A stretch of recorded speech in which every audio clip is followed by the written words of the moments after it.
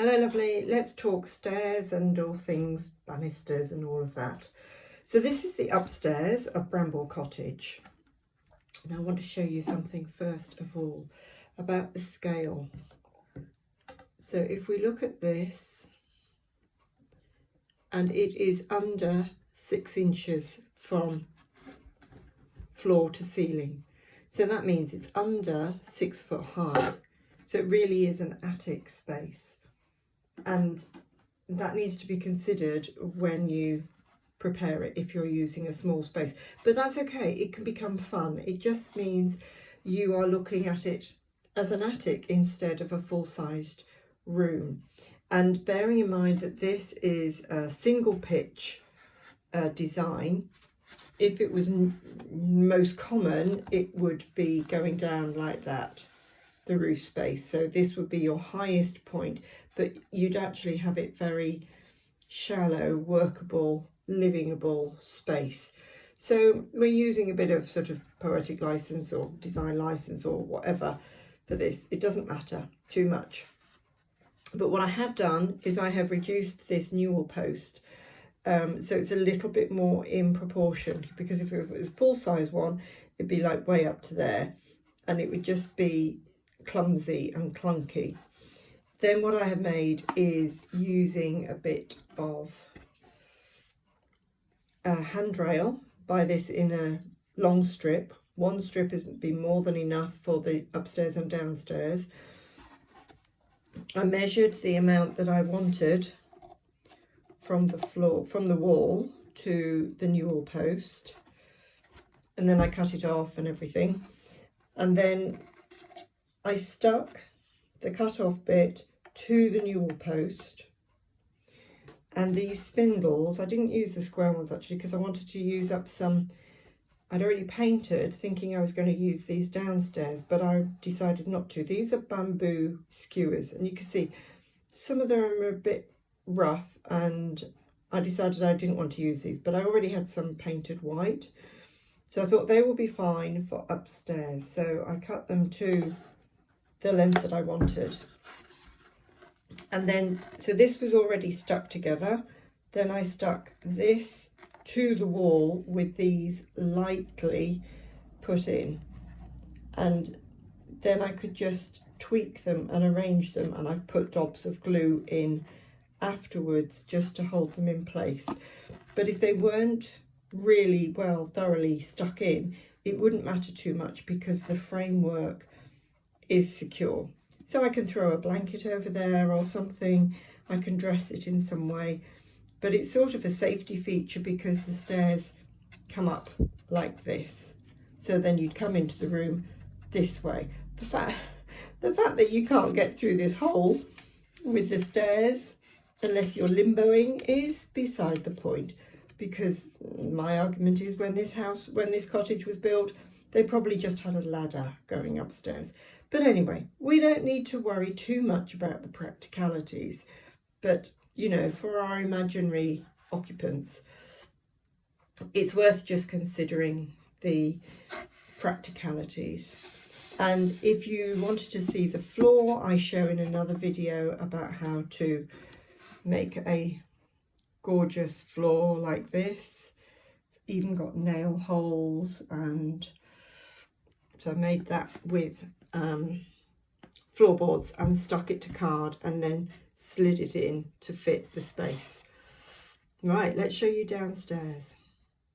Welcome to downstairs at Bramble Cottage, and I do apologise, I'm a bit behind with my videoing at the moment, but I can't complete this project until I've done a video for you, because that's the commitment I've made to myself and to you, that I will video things as I go. But I have to say, this handrail and everything has been quite a fiddle. You can see there's only a small hole there for people to get through, but we won't worry about that too much. Paul did offer a bit late in the day, but he did offer to make the hole bigger, but I didn't want to start messing around with it at the time. So anyway, I've left it a bit small.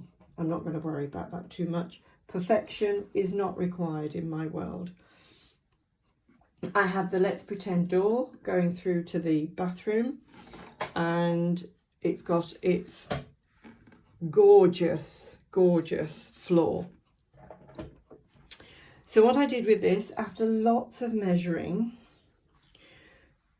if I explain a bit with this one. So this is the leftover bit of handrail, and it comes ready shaped, and I cut the angle off at the end. And these bits, strips, long strips, 2.5 by 2.5 mil, fit in there beautifully. That is just right. So I measure them and cut them to size, but I'll get to that bit in the middle. So what I did for measuring, bearing in mind it's a bit of a squeeze in here, so work out where the stairs are going to end. So I offered the stairs up first, and I fitted them in place with tacky wax while I measured things and got to see where things needed to be. So I'd already painted the stairs, done the carpet, that's in previous videos, offered the stairs up, worked out where they were going to be, and then I could start measuring the length of handrail that I needed. So cutting an angle, let me explain with this bit, cutting an angle on one end, can I do this without obscuring the camera, to stick it up to the ceiling. I need to turn my heater off, it's suddenly blowing out a lot of heat under me. Then I could measure where it needed to be in relation to the new wall post. So I've got that angle right there. Imagine it was a longer piece of wood, but you know, if I measure it there, how do I calculate that? So what I did was I turned it round, and can I even remember to explain it to you properly? I turned it round because I was going to mark it on the wrong side, if you like. And then I had to lean in with a Sharpie marker and mark it there. And that's where my cut point was going to be. Because of the way it fits in here against the ceiling, it didn't have to be absolutely millimetre precisely accurate. You know, no, it would just mean that this moves along slightly. And I'd cut my strips for the spindles. Then what I've done is I stuck in the lengths of wood. These are painted for the spindles. Oh yes, so then I turned the handrail back up. So the bit that I'd marked was, if you like, on the back of the handrail, so you couldn't see anything anyway. It wasn't visible, but just in case it was visible, I used the wrong side. So that's all correct. And I had I'd used some Liquitex gloss medium just to give this a light glaze on the handrail. Don't know if you can see it terribly well. I didn't want it to be particularly shiny. I did sand it fairly thoroughly because I didn't want this shaping to be too pronounced, because if you think of hands going up and down the handrail, it would wear a bit. And what I did when I did the newel post, I stained it in the same wood of light oak, and then I just put some glaze over the top bit, as if that was, you know, worn by lots of hands touching and rubbing as you're going up and down the stairs. The story is, and it's easy if you've got a story with everything that you do in your house, the story is it's a very old cottage, but it's had some renovations, so it's had a new staircase in. So this is, nobody's pretending that this is the original staircase to the house. That would be fun to do, but it would be a very old, rickety staircase. So these are all glued in. So what I'm left with, so when I put them in, when I offered them in, that is resting pretty firmly, but it's not glued. That's resting pretty firmly, but it's not glued. See, all these now, I can jiggle wiggle them about, and I can put a dab of glue at the bottom where they meet the staircase, I can glue that in, and if necessary I can put a double glue in there, but at the moment they're just sitting fairly comfortably, securely in this little groove in the handrail. So that is wonderful, and I'm probably going to drape something over the new wall post some of the time to just disguise that a little bit, because that's just what you do, isn't it? You know, you throw something over the new wall post. So I will finish gluing these, the spindles, and then what's the next project? Yes, I think the next project is, I'm going for a fun bit. I'm going for the kitchen table, but you never know, I may change my mind, do something else.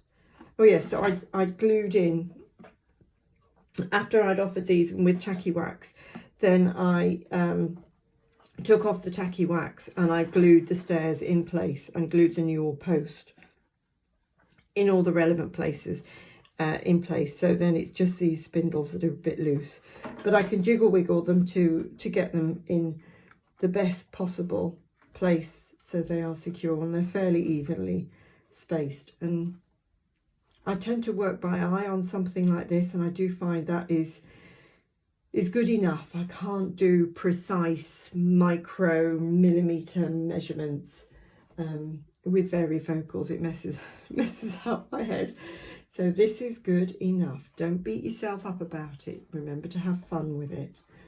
So I will talk to you very soon, my lovely, and let me know how you're getting on with your projects. And I'll talk to you soon. Bye for now. So downstairs of Bramble Cottage, as you can see, I've got the bones, I've got the stairs in place, I've got the stove sort of about where it's going to go. It's not stuck in yet. Somewhere across the back is going to be a sink and a let's pretend window. Yes, I know, I still haven't done that. So that's going to be under the stairs there. And I'm thinking about what else I want in here, and this is where it starts getting fun.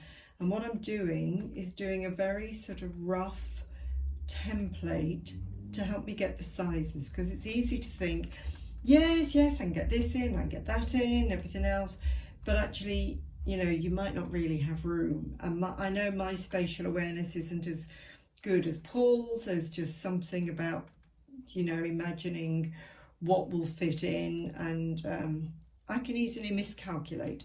So it's quite handy to do some little templates, if you like. So one thing I want a coal scuttle, because I have the coal and something has to run the stove. I want an easy chair. So this is the front of the house. The front door is there. There's a window here. So underneath the window, I want an easy chair. Whether or not it's going to be a wing back or what, I'm not sure yet. Then I want a dresser against this this wall here, which will have some pretty things on. And then a kitchen table in the middle. And two chairs, possibly a carver chair and just sort of upright dining chair. And I was umming and ahhing about the size of my table. So I did some measurements and just playing with it and thinking, would a rectangular table fit in there? Would that be good? Or is that being a bit over ambitious? So I cut out a rectangular measurement there, 2.5 inches by 3 inches. And then I thought, well, if I did 2.5 by 2.5, no, sure, that's not even 2.5 by 2.5. Let me get my ruler and I can check and tell you what it is, because I was, oh, sorry, nudged the camera. Did this the other day, let's have a look. So yeah, 3 inches by 2.5 inches. So maybe I was doing a bit more, but anyway, we're down to that now. So what's that? 3 inches by 2.5 inches. And I thought that actually, I think would fit better. I like to have some space in my houses. I don't want it absolutely chocked full of stuff, because then you've got more, it's like you've got space to breathe and you can see things and there's room to accessorize. If it's really rammed full with clunky big furniture, then it's harder to accessorize. So what I've done is I have measured out on a length of wood, and because it's always easier to cut with the grain, I did the hard bit of cutting down there, and I've taken my measurement. So this is 2.5 millimeter thick. Then I've done my measurement in inches, and what I've done with the spare bits is I've measured it at, where are these? What is it? 1/4 inches, measured 1/4 inches strips. So I will score this, and I won't use this. This is going to be under 1/4 inch. And I will record myself doing this so that you can see me doing it, because it's easy to make a mess of this and you lose your line in the grain, and then you've wasted some wood. I don't like wastage. I want to be able to use everything I've got. And also, when it's going against the grain, it's not exactly planks, but it does look like it is a bit more planky. And I'll do a video of my making a table with that. So that's just roughly marked out what I'm going to do with that. So I have been pondering this for some time. I also measured the height. The height of my kitchen table at home is 29 inches. So I'll make it, you know, something like that, relevant in scale. And I noticed on the back of this piece of paper, I'd worked out the size for a settle, because I'd like a little settle here, just sort of behind the door if the door was open, but if not, it's behind the door. And I've made a curtain for my front door here, so it makes it quite a cosy corner between the door curtain and the fire, the stove. So I'll make a settle to go in there. I'll record that for you as I do it. What I do always recommend is you just sit and think and have a ponder with this. And now I've got the stairs in, you see, it's a lot easier to imagine the space and imagine how it would accommodate different things. So I'll put the table back in there for now. So I'll leave these pieces of paper in while I think. And the dresser can be a slightly different size. That doesn't matter, because I've got all that space to play with. I might want to put something else in this corner actually. I might put like a jardiniere or something, because remember, this is a wall here with the window. So this, I know it's opening of the front opening of the house as it were, but if it was the wall, that would be the wall. So this would be a corner, and a jardiniere would be quite nice then, with a fern or something in it. And I have to rein myself in from thinking about all the accessories. So that's the bathroom is on the side there. And I think I said in a previous video that I want to make some hollyhocks and stuff to go there. I love hollyhocks, and I think that would be lovely, very sort of English country cottage look. And I got some soil bits that would go there. I got that from a model shop. So I might even put some cabbages in there as well, and make it mixed planting. I've got things to do in the bathroom, but let me just show you if I can move the camera without making you feel seasick. So I've got the floor in there. I've got the pretend door. Oh, can you see? Pretend door in place. And I've got the upstairs to think about. So if I raise, I'll start another video. Here we are looking at the upstairs, and I've done the balustrade thing, safety bit up at the top of the stairs. And I was trying to think about which way I would like the bed. I'm going to be making an iron bed, possibly with some brass on it, which I might use gold leaf for. I'm thinking about a chest of drawers there, and I'd like an easy chair, because this is the eaves of the window, dormer window here. Quite fancy a chair there with a footstool. Can just imagine sitting there with a cup of tea in the light from the window with a, you know, a nice book or whatever. And I measured out the size of a standard double bed with, off the top of my head, have I written it on the back? No, I haven't. I think it's 5'5" for a standard double bed, but I will check that, and when I do a video of my making that, I will tell you more clearly. And 2 bedside tables, and I've got a fake window to put on the wall there as well. So I was also thinking, do I have the bed there, or am I going to, see, if you do a little template, you can move it all around while you're thinking about it. Have the bed here, and then it would show off the bed a little bit more, and then I might be making a trunk to go at the end there. That might be quite nice. I'll have to do the bed, and once I've decided on the structure of the bed and I've made the bed, then I will be able to decide better which orientation I want with it. But it helps me to figure some things out, decide in my mind a little bit more beforehand. I know the bedside tables aren't the same size in their piece of paper, it's just sort of a rough measurement. It helps me figure out, you know, just what's going to go where, and get the idea of it all. So how high the bed is going to be, you know, the headboard might come up to here, I'm not sure. I've got a nice, where is it, lamp. I will show you what I've got for my upstairs lighting,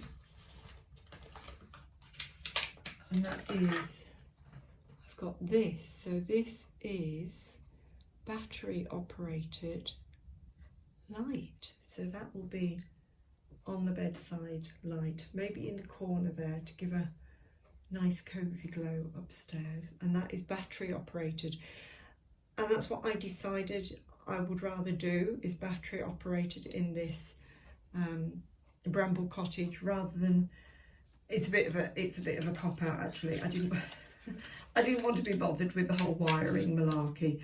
I will save the wiring experience for when I do my townhouse, which I will share with you, the whole process. For now I will put that back in its packaging. And I got this and a light for the downstairs, which will, this has got a magnetic fitting, so this magnetic bit sticks on the ceiling downstairs, and then that will stick to there, sorry, out of camera, and then you see, nice little hanging battery operated light. And I think for the little space that I've got, I think that will be absolutely fine. And I got both of them from a store on Etsy. They come with the batteries, so you just have to put the batteries in yourself. I keep that card so I remember what size batteries I'm using. Because I'm in the UK, I always try and use UK companies, because I don't want to get stung with either waiting months for things to come from China or wherever, or disappointed with the quality when I get them. I want to support British companies, so I like to use, as much as possible, I will choose a small company and privately owned, ideally British company, and then I just want to have that bit more of a personal relationship with the people I'm buying stuff from, and I like to support local. So I've already got the material to make the bedding with. I'm going to do quite a long tutorial another day talking about bedding, because if you walk through Marks and Spencer's, for instance, these days, the bedding arrangement is totally different to how it was, say, for instance, when I was growing up, never mind in an old cottage. I mean, we didn't have dressed beds with gazillions of pillows and cushions and all that sort of thing, you know. It was, so I can do quite informative video explaining about bedding and how things have changed over the years, because then you might want to pick snippets of information out for your own project. And the chair I want in here is going to be a much more sort of sink into it, old kind of comfy chair, whereas this might be downstairs. This might be more of like a wing chair in there. I'm not sure yet, but that's what I'm sort of thinking. I'd like to do two different styles of chair. And I've already got a few bits and pieces because I just couldn't help myself buying. So a few bits and pieces like pans and stuff like that. But I will not put them out until I've got the bones of the furniture in. Partly because at the moment I'm lifting everything out and laying it on its back and everything. And then you've got to, you know, move everything out of the way carefully. But yeah, I just need to finish the windows and get those stuck in, because they will have to, upstairs for instance is going to have to come apart, lay on its back while I fit the window in place and get that done. I'm procrastinating about that because I know what I need to do, but when I've got a lot on, my head goes a bit muddly fuddly and I'm not really in the mood to be inspirationally creative. So that's been waiting. Is there anything else I want to tell you about it? So I made a plan for this space at the back of the kitchen. So I've sort of measured out a rough line of where it's going to be, and a little note there about the curtains below the rail, and it's going to be about 3 foot high, and then there's going to be a storage cupboard in here. I'll block that off with a door. I'll show you as I do that. That's a little bit ambitious, I think, there. We'll see how it all fits in, but I will make a framework that fits in there. And what I will do is I will make a butler sink out of air drying clay and all sorts of other bits and pieces. So yeah, come back and watch the progress as it happens. The other thing I'm going to do, if I can lower you just a tad, you're on a tripod here, is, oh, sorry, that funny little corner under there, I'm going to block that off to make that flat, because I don't like seeing all the way up to the tippity top of the bit where the stairs sticks onto the wall. So I've got a little bit here that's going to slide in like that, and it's got a front bit that will fit on like that. So all that, so that'll be blocked off, that tiny little cornery bit. So again, I need to do that before I can start adding bits and pieces, because it's, the house has got to lay down on its back while I do that. So I might do that this afternoon and get that done. And I've started writing my book, my Doll's House book. So yes, watch this space. There's a lot coming, and a lot more projects certainly I will be doing in the winter when the weather isn't so fabulous to be getting out in the garden and stuff. Anyway, my lovely, I will talk to you soon. Bye for now. I've made an understairs cupboard for Bramble Cottage with a opening door. This bit will be blocked in. It was a bit sort of make it up as I go along kind of make, which works for me and works for the cottage. So I'm about to glue it into position, and there we are, cupboard under the stairs, sink is going to go here. A little bit of fettling to do, but I can do that. I'll show you when it's all done. So I've started these floorboards, not to use as floorboards, but for making into beams. So I have, this is for the downstairs. I've measured them in Bramble Cottage, and the shorter ones are for the upstairs. And these are the floorboards, or the wood if you like, that I use for the wood that I use for floorboards. So this is stuff that I've got left over from fitting the floorboards in, or making the floorboards for Bramble Cottage, and I am staining them with Georgian medium oak, but actually it comes out quite dark, but it's the same wood stain that I used for the floor. The only thing is, for the floor I went over with some extra paint as well, but the thing is, it's in the same colours sort of zone really. It's not something radically different, and they wouldn't have actually had black painted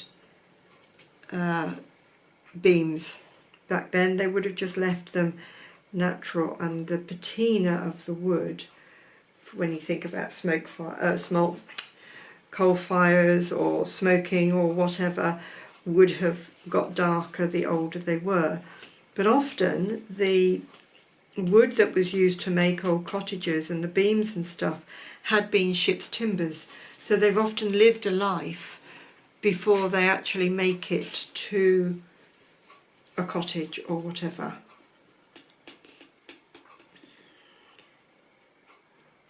It's amazing what you learn from Escape to the Country, isn't it?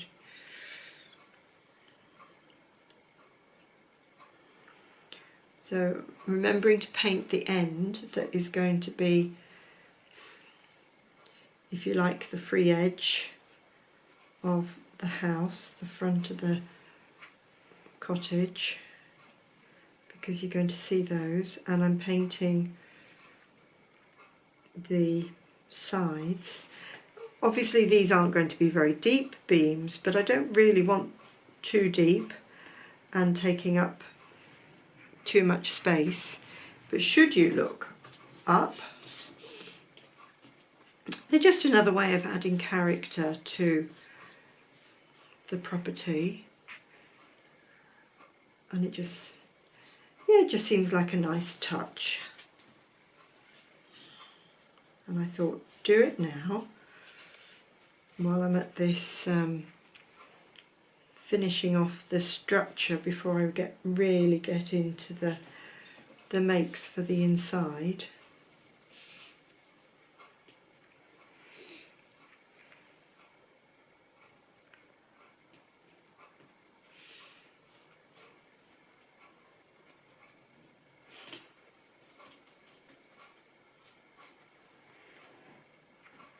I'm using quite a soft brush for this, but it's an old brush and it's not a very good brush, but it's perfectly adequate for wood stain. But I don't really want to mix up my brushes too much. I think I will keep this one for wood stain in the future, because when I get on to doing the floors for Ashton Place, the townhouse, I've got a lot of flooring to do for that. So now I've just got to raise up some of the sticky backing has gone over the side there, so I can make sure all that is stained. Now I'm not going to worry too much about this rear end, if you like, as far as getting stain on the very far end, because that's going to be against the back wall, and I don't mind at all about them being uneven coverage.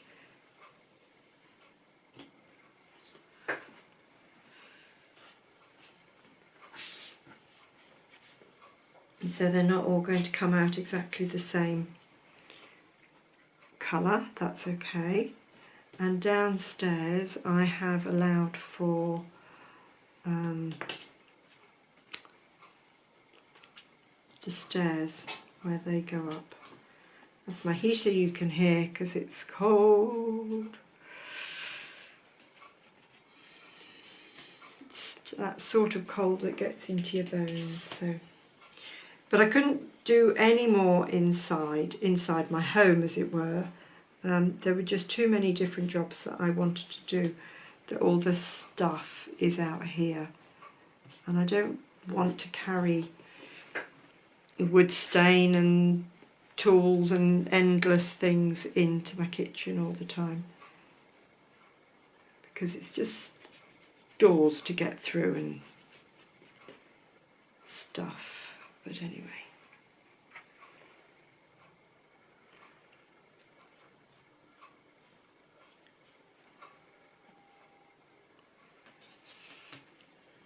Yes, it just struck me the other night, and I thought, oh yes, I could add beams.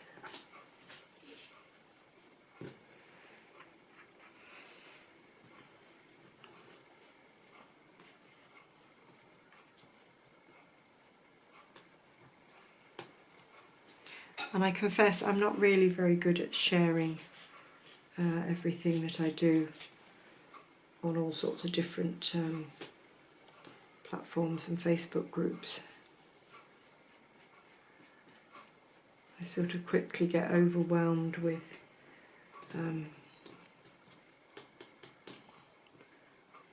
too much communication like that.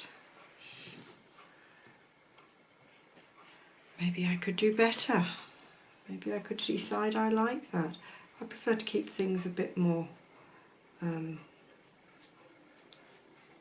suppose you could say exclusive, but it's like, you know, if you want my stuff, if you want, that's fine, you know, I'm here, I'm available, I'm happy to share, but I don't feel like I need to shout about it everywhere.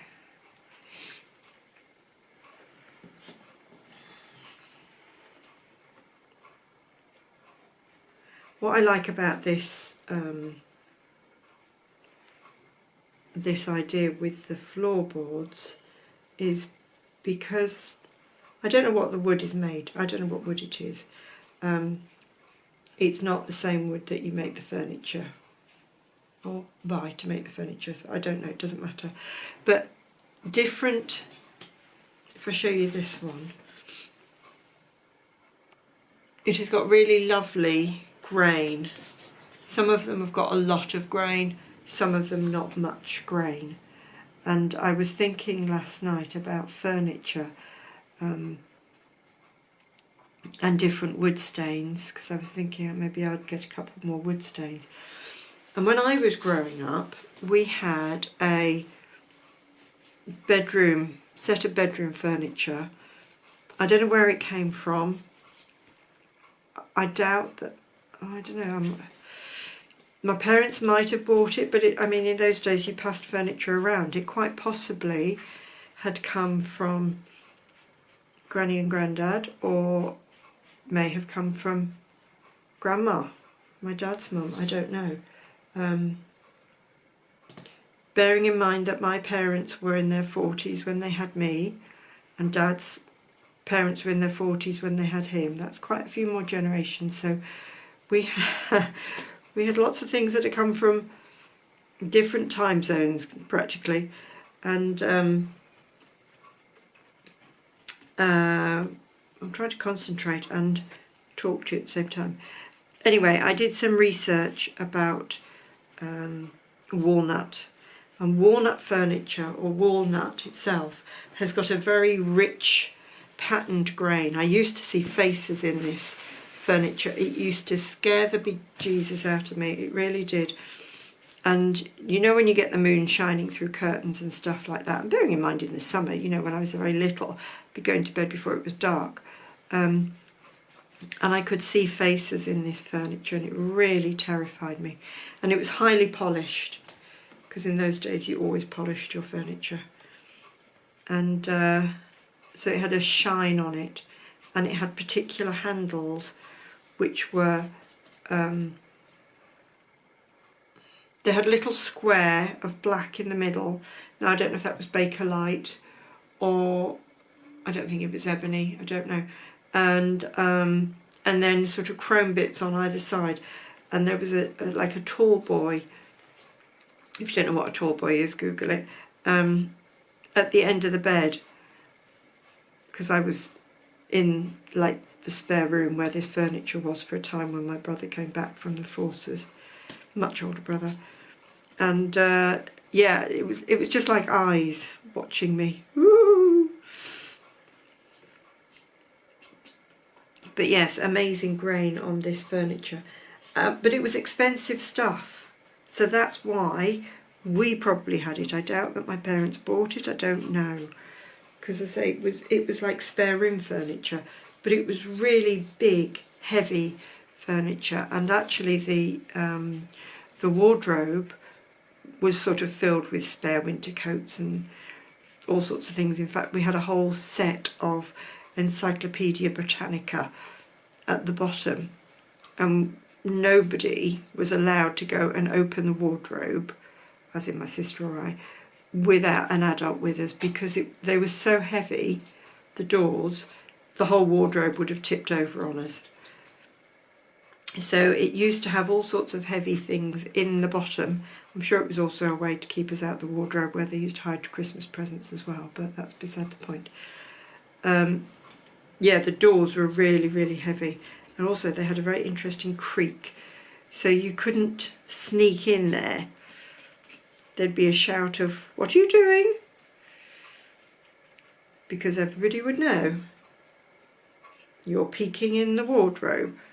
So it was definitely not a place where you could go and do hide and seek or anything, because it was off limits. Let's move those over a bit. So I'm trying to get these done before I go in and have some lunch. And then they can dry, and I'll stick them in this afternoon.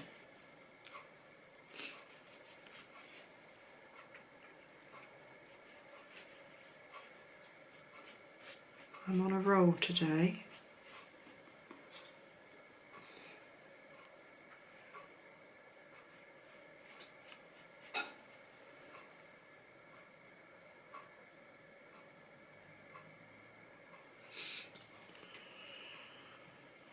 And I'm using a different camera to record this, so I hope it's going to come out all right.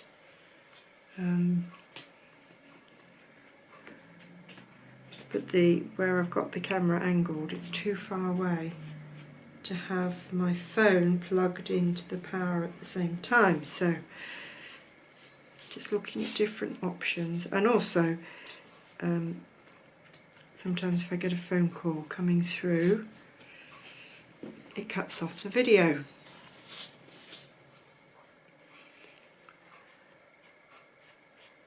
Even if I don't want the phone call. Like somebody trying to sell me something.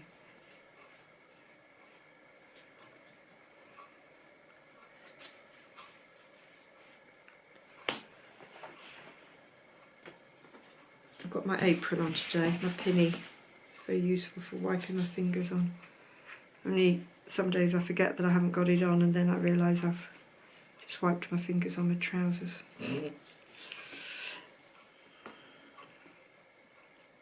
And again, the end that is going to the back of the house doesn't have to be quite as neat as the end that is showing at the front. So if I'm in doubt, I can have a look and see which is the better end to have at the front. Right. Anything else I want to do with wood stain at the moment? No, I don't think so. I've got a kitchen to paint, kitchen unit, which I will also record and show you. So I'm going to clean up, go and have some lunch, and then come back when it's dry. The Bramble Cottage is all upside down as I fit the beams. These are the floorboard things that I use to make the floors. Anyway, I've got one more to stain because I hadn't got quite enough, I realise, with the spacing. This is the magnet for the light, for the for the central light of the downstairs. And there you can see the little tiny hole to get up the stairs, but we won't worry too much about that detail. And in another video, I will show you about the understairs cupboard. Hello lovely, I thought I'd share with you my thinking process, which can be quite random sometimes, I do confess. So I'm making some windows. These are fake windows to go in Bramble Cottage. So I made a template for them both and I've cut out the components. And what I was just thinking to myself before I decided to do the video was the order in which I am creating these. So very fiddly. So I've cut out all the components. I'm about to glue them together and I was thinking, do I paint first and then glue? Do I attach the acetate and then put on the glazing bars? Obviously I'd need to paint before the glazing bars.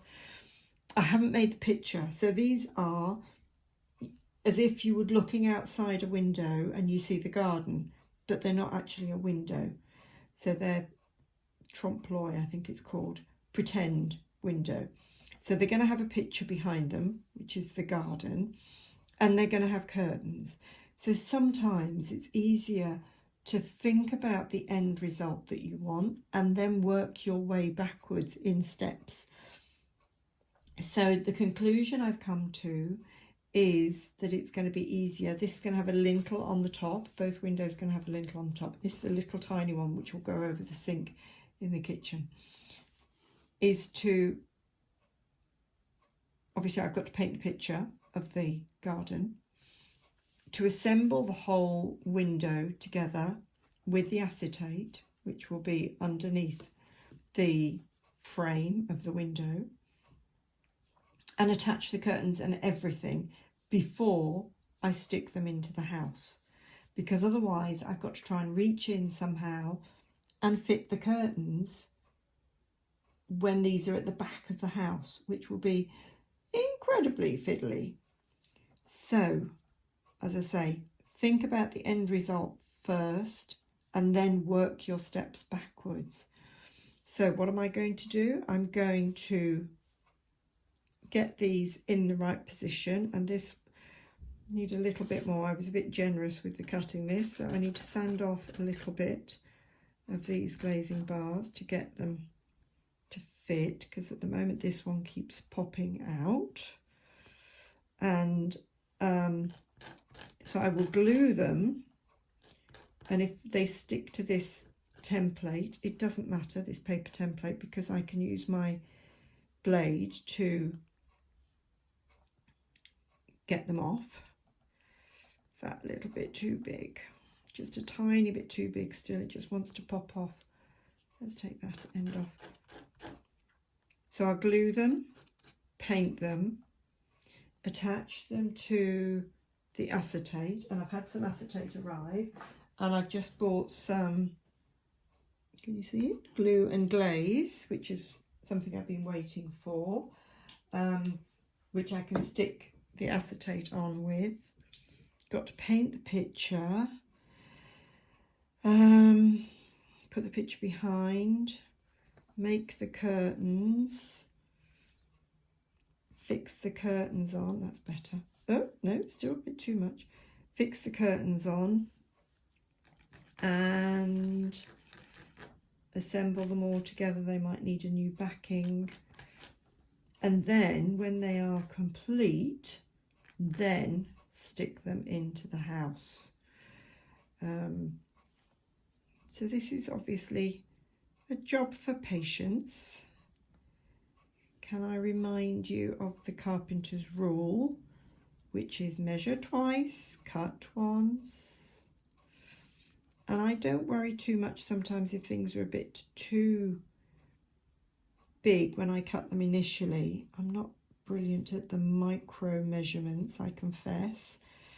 Varifocals and old age pensions patience is a bit thin. No, I'm not old, but anyway, been around the block enough to know when to worry and not. There we are. So I will glue them, paint the picture, stick on the acetate, assemble it all together, make the curtains, stick on the curtains, or attach the curtains, however I'm going to do that. Got some little bars. Let me show you. I've got some fabulous little rails the other day.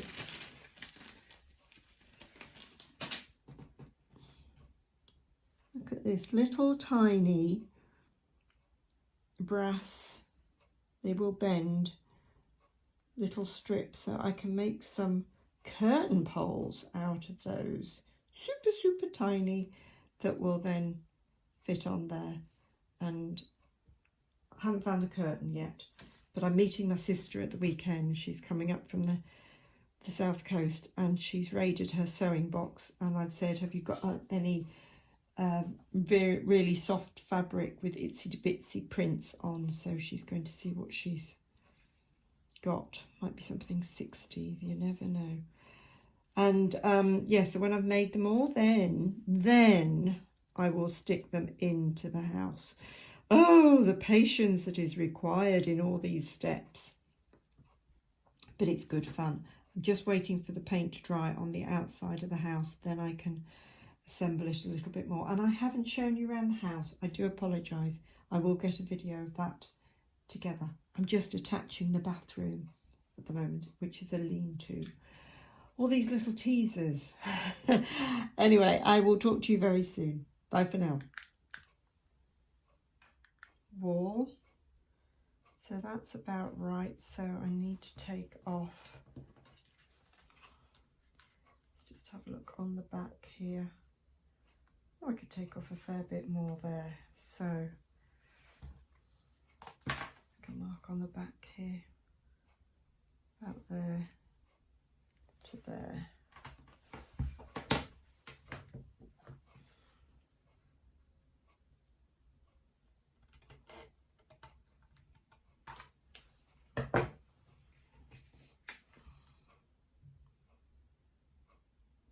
Marvellous. In fact, I think I might take a little bit more off the top there, just to give me a bit more leeway with my picture sticking.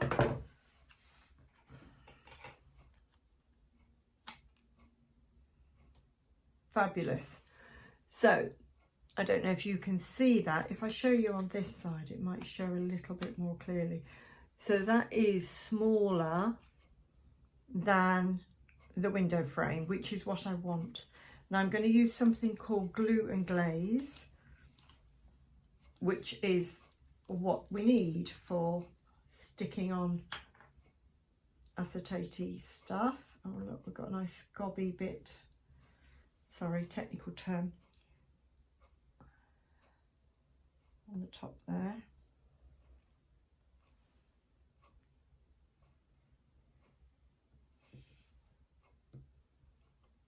See, I like a frame to be on both sides of the acetate, but it seems often with doll's house stuff you don't have that. You just have the acetate with the frame on one side. But anyway, I have to get over myself on that one. But glue and glaze is your product to stick it.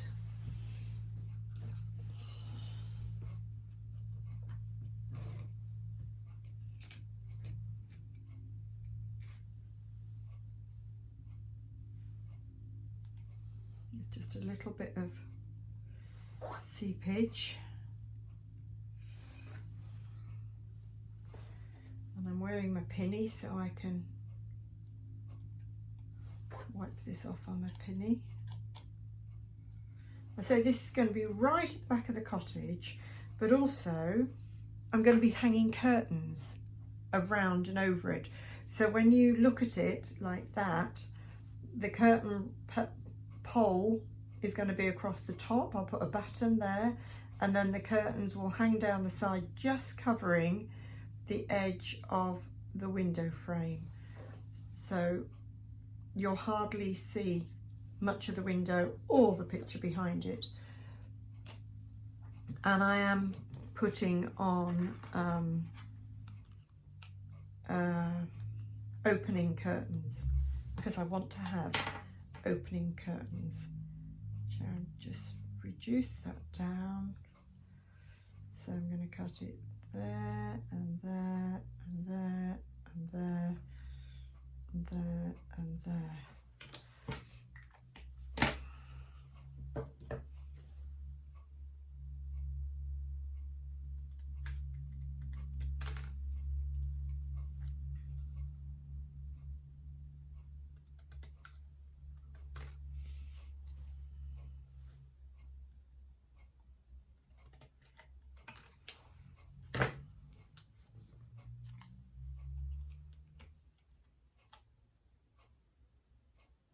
Yep, that's good. So we'll put the glue and glaze on this.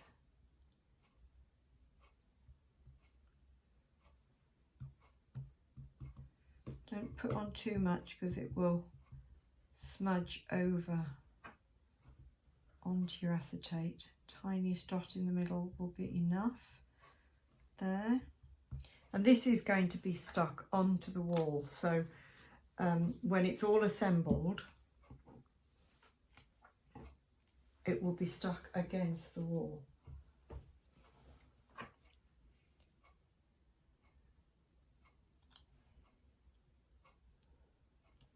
Lovely, really pleased with that. These have been waiting around for some time, and I've been giving myself a hard time about not getting the pictures painted and getting quite frustrated with all that. So let's just clear these bits up out the way. So I've got a lot going on this desk at the moment. I don't normally have this many projects going on, excuse me. And what I have already done is I have put the window frame over the picture to decide what I want showing through.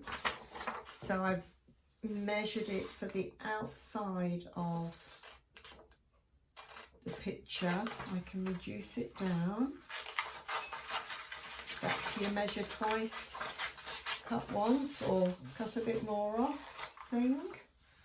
So that's one picture. That's of like a vegetable garden, because there's definitely a vegetable garden with this cottage. There will be evidence of that.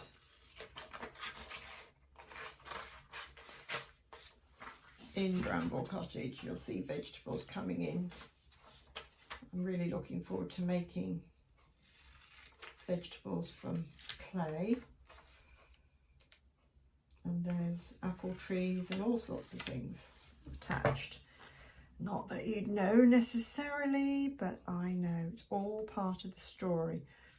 So again, I can cut down a bit more all the way around.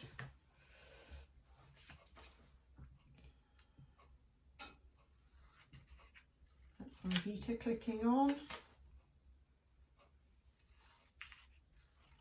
I was out collecting leaves this morning because we had a tremendous storm over the weekend, and the last of the leaves have come down, and they seem to gather in our garden, or in the front garden mostly. So I gathered up a mountain of them this morning. So I'm just looking at this from the wrong side, seeing how much I have spare. Plenty. Just going to take a nudge more off.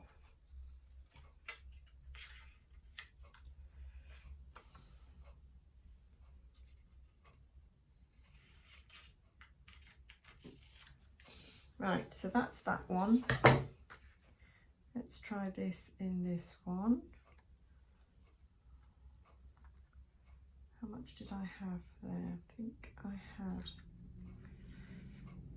So you're hardly going to see any of this, but it's about what pleases me. Knowing that you can see the veg bed, well, it's sort of veg and flowers outside the kitchen window.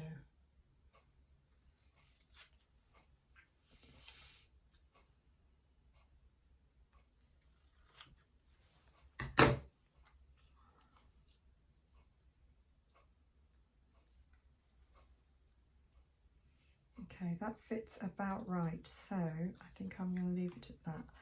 And so what am I going to do? What does it say about this for glue and glaze? For making windows, for making crystal clear windows and bonding canopies and most plastics. Does it bond paper? Look, it's got even a little teeny tiny little nozzle there if you need it. Bonds wood, plastic, metal, printed surfaces or painted surfaces for glazing windows up to 6mm. I think that would probably do for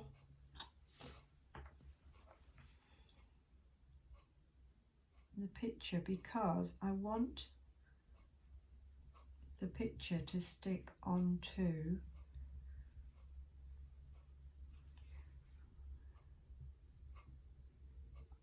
I could use wood glue, but then I would find that it's not sticking to where the acetate is. It doesn't matter with this one which is top and which is bottom, although I know it's not square, so it's got to be that way. There we are. Pretty. And it's got a bit of yellow in it, in the picture, which picks up with the cream of the window frame, and it's got some white, and it's got some, they look like, those flowers that everybody grows. Ooh. I'll remember in a minute.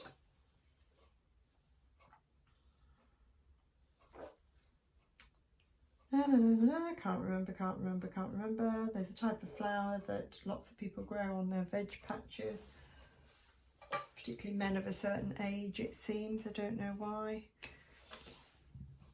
Anyway, it's got pinks and reds and yellows and whites in it, but it's a very sort of subtle blended picture. It's not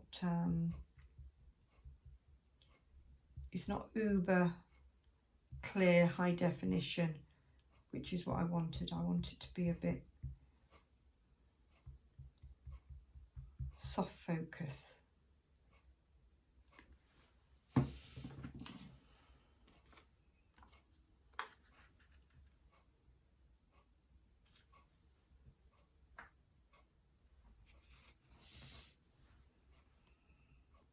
Lovely.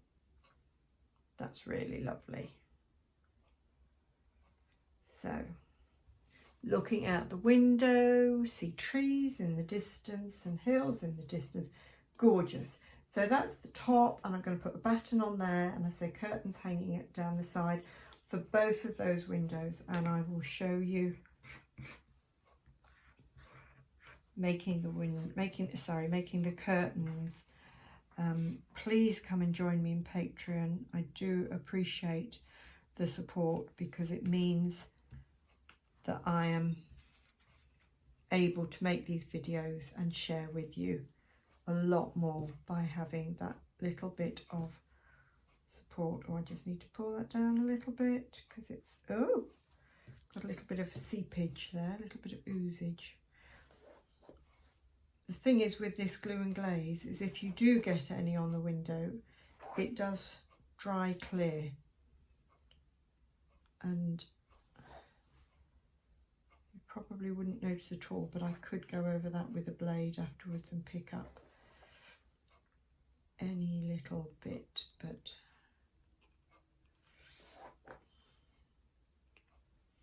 Marvellous, really pleased.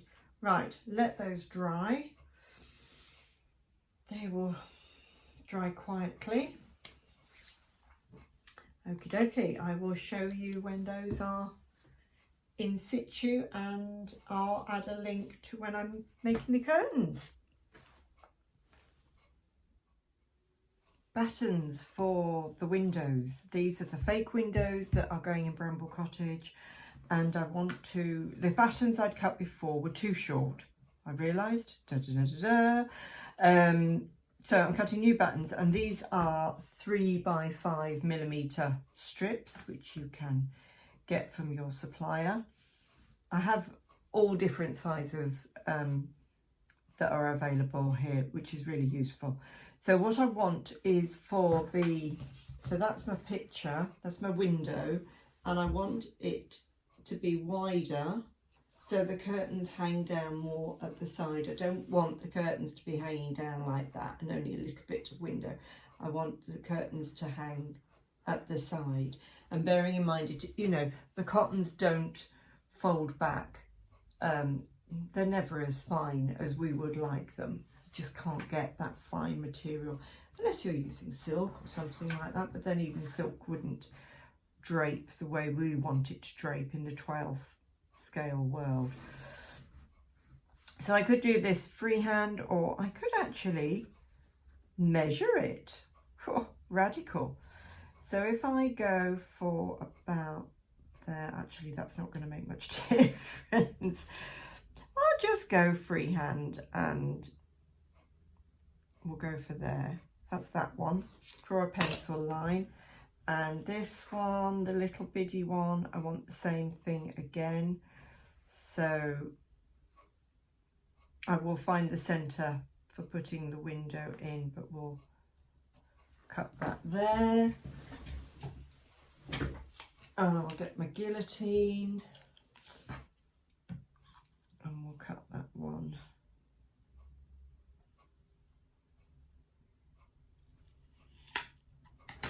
And this one here. Marvellous.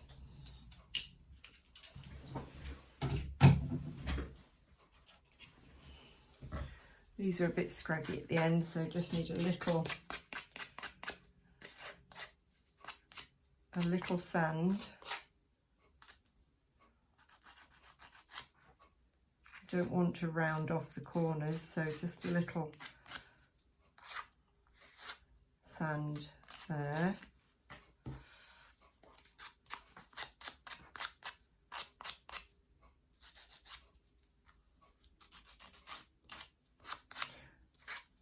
And I'm going to paint these with the same paint as the windows. So this actually is I think it's enamel, cream enamel. So I'll fish that out, get these painted, let them dry, because I'm in the cabin all day today. I've got multiple things drying, and then I'm going to fit the windows for moving in day, which you will see on social. Fit the windows, and then I will fit the curtains afterwards. Da, da, da, da. Have a bit of a reveal. Everybody likes a reveal, don't they? But they will be fitted like that, so then the curtains can close across the window. I like real curtains wherever possible, and I will show you that on a tutorial. Masses and masses of stirring is required with your enamel paints before you use them. And I've used this one a lot and frequently, so it holds its consistency pretty well. Just going to dip my brush in my white spirit. I've got a jam jar of white spirit here. Probably a bit of overkill of the size, the size of the jam jar. Blue roll. Always get your blue roll before you start painting.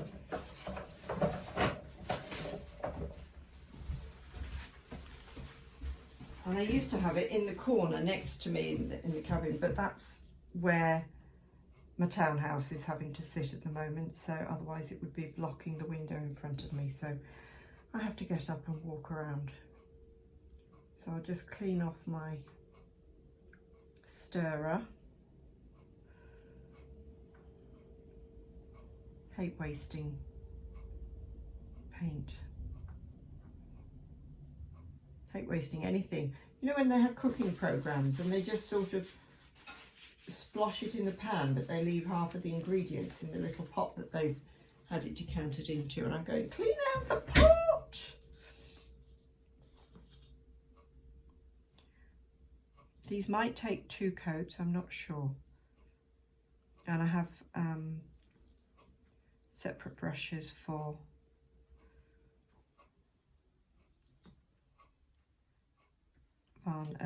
what are we? See, I can't talk now, I'm concentrating. Enamel paint.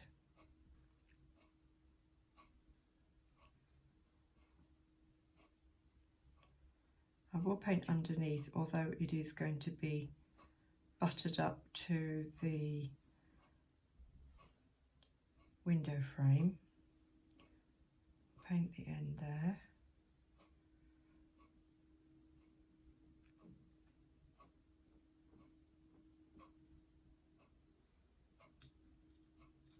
This is where it all starts getting a bit tricky. How much can I paint without getting my fingers covered?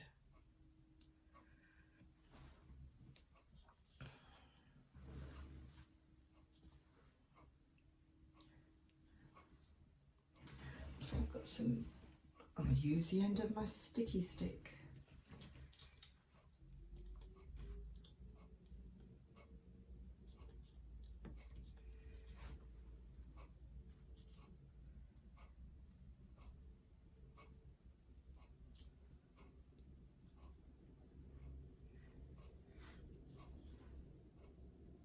Benefit of having a bit of curly paper is the whatever it is I'm painting hangs over the edge.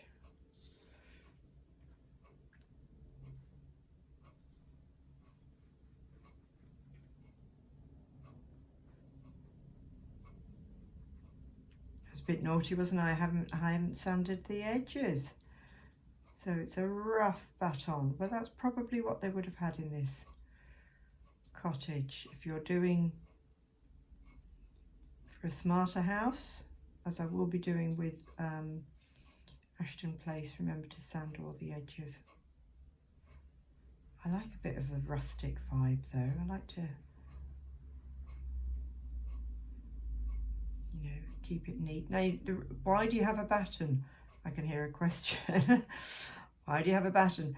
Because you won't be able to put your curtain pole direct into the brickwork or the stonework or whatever it is your building is made out of.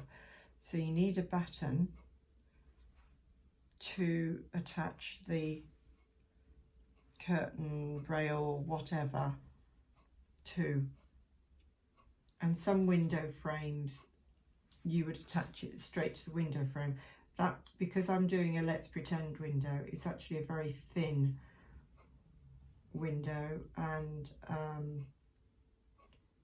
yes, I could glue the curtains on. I could glue the curtains on, but I don't wish to.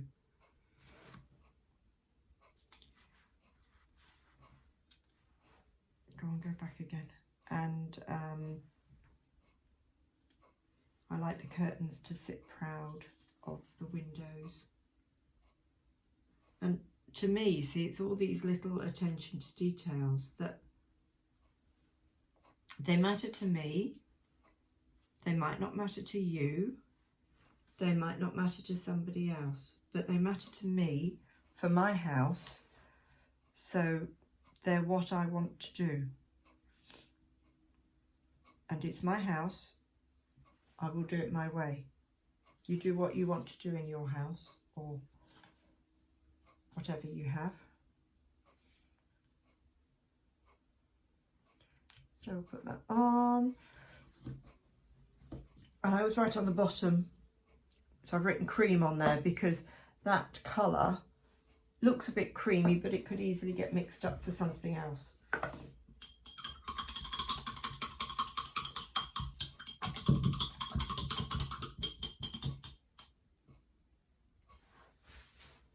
Right, I'll take that in and give it a wash under soapy water as I go in now. I'm about to go in and I'm going to go make a cup of coffee and let the fumes from the enamel paint dissipate a bit, and I'll come back and see what's next.